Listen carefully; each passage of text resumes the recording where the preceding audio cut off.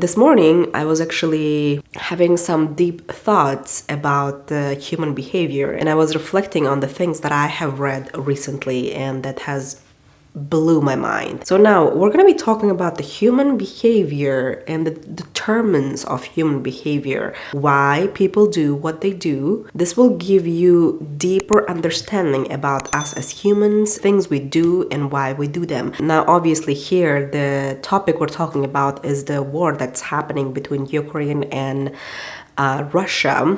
What's happening between those two countries are the effect, not the cause. Obviously, when it comes to war, we can always take a look back in history because history can teach us a lot. Now, the nature of war goes back to obviously thousands and thousands of years ago. And if you take a look at the evolution of humans, we were programmed with animalistic instincts, obviously to compete, to fight for food or partner, and to fight for shelter. But however, in this day and age, we don't necessarily fight for food. We don't necessarily go into war with the different country to have a shelter over our head or to have a sexual partner. Obviously, in this day and age, humans are run by different determinants, not just the survival instincts. Here we can actually talk about the evolution of human mind because humans have evolved from physical needs to the needs of the mind because the evolution of consciousness became deeper and deeper, and we started to become actually conscious and aware of our existence and the certain behaviors that we do. We know what is right and what is wrong. Now, how can we explain consciousness when it comes to war? And here's something that I'm going to give you guys, and this is a tool that you can use not only to understand what's going on in the world now, but to understand what's going on in your own house and also in your own mind. The violent behavior that's happening on the outside is only the reflection of what is going on the inside, which is in your mind. It always starts on the inside first, and then it reflects to the outside. I actually got introduced to a book that's called The Power versus Force.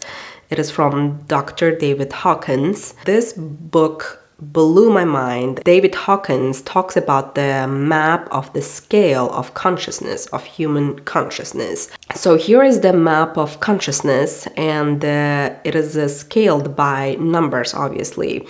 And the lowest that you see is 20, and that is shame. And this is the level of the consciousness that people experience on a day-to-day basis. So it starts with shame and then goes up to the peace, and then enlightenment is the highest level of human consciousness, which is 700 to 1000. You can also see the self-view here as well, self-view, like how you look at yourself, depending on these levels of consciousness. For example, when you look at the guilt level, emotion they feel is blame. They blame the world, they blame everything. And it is very destructive energy. Anything below 200 is destructive behavior of humans, and anything above is the constructive behavior that leads to the prosperity, the love and joy, peace obviously is very high here.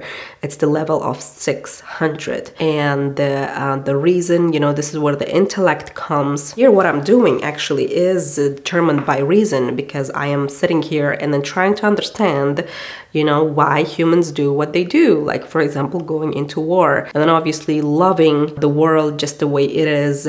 It's very, very powerful. And people do experience unconditional love. For example, when they have children, parents love a child for who they are, not for what they do. They don't necessarily stop loving a child because they fought with other kid or they did bad behavior. They just love the child and it's unconditional. And then obviously from love it arises to joy, and then the peace comes after the joy. And remember, peace in the world does not come from the hatred. When you do hate a bad behavior, it drags you back into the darkness of hatred. It's very interesting and it's very deep, when you think about it. I'm actually trying my best to explain this to the best of my ability and to the best of my understanding here. If you want to understand the violence of the world, pay attention to the times that the violence arises in you, what kind of destructive behaviors you see in yourself, and understand why things are the way they are, you also simultaneously